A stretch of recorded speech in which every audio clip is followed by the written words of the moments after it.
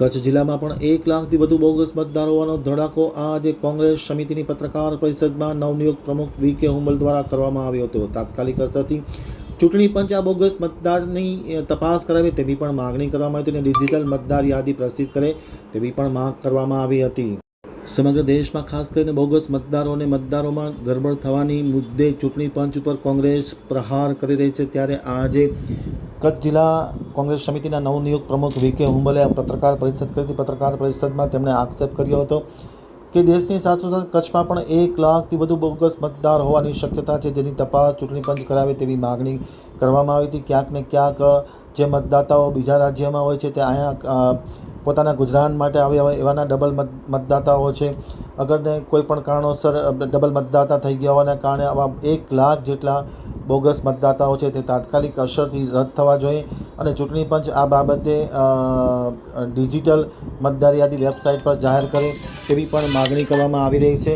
આ પત્રકાર પરિષદમાં ખાસ કરીને વી.કે. હુંબલે આજે ધડાકો કર્યો હતો અને કચ્છમાં 1 લાખ બોગસ મતદાર હોવાનું તેમણે સ્પષ્ટ કહ્યું હતું। પત્રકાર પરિષદમાં વી.કે. હુંબલની સાથે રામદેવસિંહ જાડેજા, રમેશ ગરવા, ગનીભાઈ કુંભાર, પી.સી. ગઢવી સહિતના લોકો ખાસ જોડાયા હતા। તેમની ઉપસ્થિતિમાં આ 1 લાખ જેટલા બોગસ મતદારો છે જેની ચૂંટણી પણ તપાસ કરાવે તેવી માગણી કરવામાં આવી છે।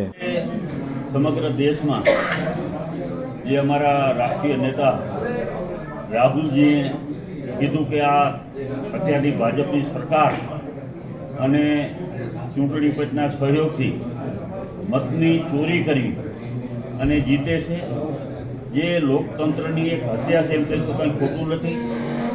જેની તપાસ અમે પણ કચ્છ જિલ્લામાં કરતા તો આપણા જિલ્લામાં પણ 1 લાખથી વધારે ખોટા બોગસ ડબલ નામવાળા મતદારો છે।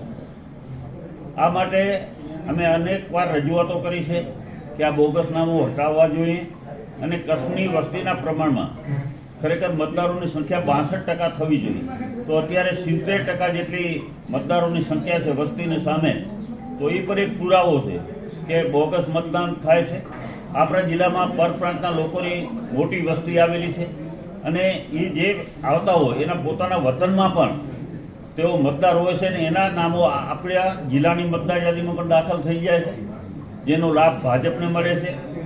કોઈ પણ નવું નામ ઉમેરવું હોય, નવો મતદાર હોય તો એનો 6 નંબરનું ફોર્મ ભરવાનું હોય છે, પણ જ્યારે બીજા રાજ્યમાંથી અહીંયા હોય વતની અને મતદાર જ્યારે અહીંયા નોંધાવતા હોય તો એને ખરેખર ત્યાંથી નામ કમી કરાવવાનું હોય છે, એના પછી જ એનું મતદાર યાદીમાં નામ નોંધવાનું હોય છે। પરંતુ ઘણી વખત અહીંના આપણા કલેક્ટરશ્રીના માધ્યમથી એક મતદાર યાદીમાં નામ વધારવાની ઝુંબેશના ભાગરૂપે કંપનીઓમાં જઈ કંપનીઓના કર્મચારીઓના, કંપનીઓના કામદારોના નામો ઉમેરવાનો એક આગ્રહ રાખવામાં આવે છે અને ઘણી જગ્યાએ કંપનીઓના નામો જે તે પંચાયત વિસ્તારમાં એના નામો ઉમેરાઈ પણ ગયા છે। આપણે મુદ્રા તાલુકાની સમાઘોગા ગામનો દાખલો દઉં તો ત્યાં જિંદાલ કંપની આવેલી છે। 1100 થી 1200 જેટલા મતદારો જે આપણા અહીંયા જિલ્લાના છે જ નહીં વતની, બહારના જિલ્લાના વતની જેની ઉંમર 40, 50 વર્ષની હોય અને એવા નામો અહીંયા જ્યારે દાખલ થયા છે તો ખરેખર એના નામો એમના વતનમાં પણ હોવાની પૂરેપૂરી શક્યતા છે। તો એ નામો ઉમેરાઈ કઈ રીતે ગયા કે તમે માત્ર 6 નંબરના ફોર્મ એક દાખલ કરવાનું છે, બરાબર, નવા મતદાર માટે છે, પણ જે બીજા રાજ્યોમાંથી જ્યારે આવેલા છે તો એને તો 6 નંબરના બદલે ત્યાં એનું નામ સ્થળાંતર કરીને આવ્યા હોય તો એનું ફોર્મ ભરવાનું તો અલગ નમૂનો છે અને ત્યાંથી એ એનું નામ દાખલ જ્યાં હોય ત્યાંથી રદ કરાવે છે કે કેમ એ માહિતી પણ લેવી જોઈએ।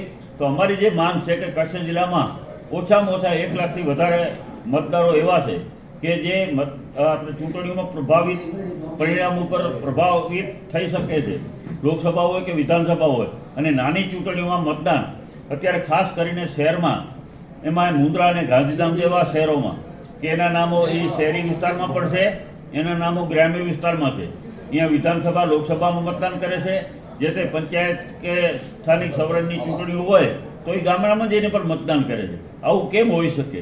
આના માટે મેં અવારનવાર ફરિયાદો પણ કરેલી છે।